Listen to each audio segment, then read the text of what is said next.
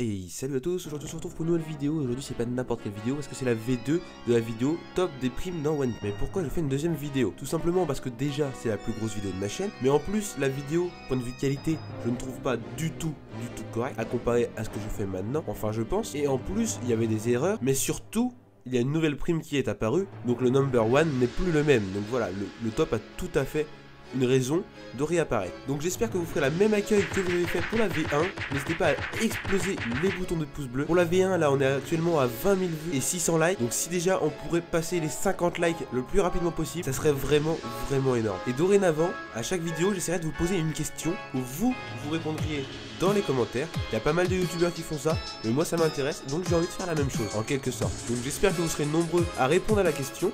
S'il y a beaucoup de réponses, dans la prochaine vidéo, je lirai vos réponses en vidéo. Et pour cette première question que je vous pose, c'est une question très simple mais très large.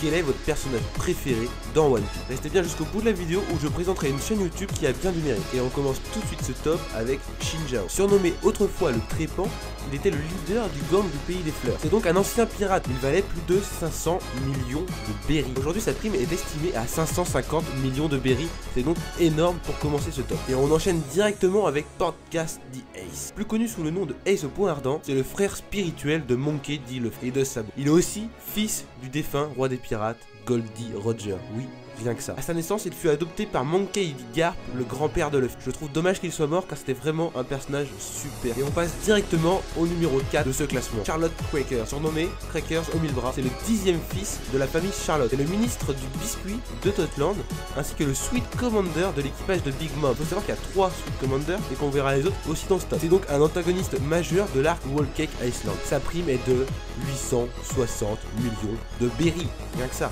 Et on passe à la 3e place avec Charlotte Smoothie, qui est donc la 2e Sweet Commander de l'équipage de Big Mom. Sa prime est de 932 millions de berries. On se rapproche très fortement du milliard. C'est vraiment pour vous montrer la puissance de ce personnage-là. Son fruit du démon est tout aussi terrifiant. Elle peut essorer les gens vivants et les vider de tous les liquides corporels qu'ils peuvent contenir. C'est donc terrible. Ça me fait d'ailleurs penser au fruit du personnage suivant. Le numéro 2 de ce top, Jack. Surnommé Jack la sécheresse, c'est un pirate appartenant à l'équipage de Kaido. Et comme le dit son surnom, il est capable d'assécher tout ce qui touche. Mais il possède aussi le Zoan antique Mammouth, qui lui permet de se transformer en mammouth et d'être surpuissant. Mais maintenant, depuis le scan 860, nous avons appris l'existence d'un nouveau personnage. Mais ce n'est pas n'importe qui. Elle est numéro 1 de ce top. Et je parle évidemment de Charlotte Katakuri. C'est donc le 3e Sweet Commander. Et sa prime est de 1 milliard 57 millions de berries. Donc là on dépasse le milliard en fait. Ça fait un petit peu beaucoup. Pour l'instant on ne sait absolument rien de lui. Comme je vous l'ai dit, je fais cette vidéo là au scan 860. Donc pour l'instant on a juste vu qu'il a réussi à tuer quelqu'un d'un seul coup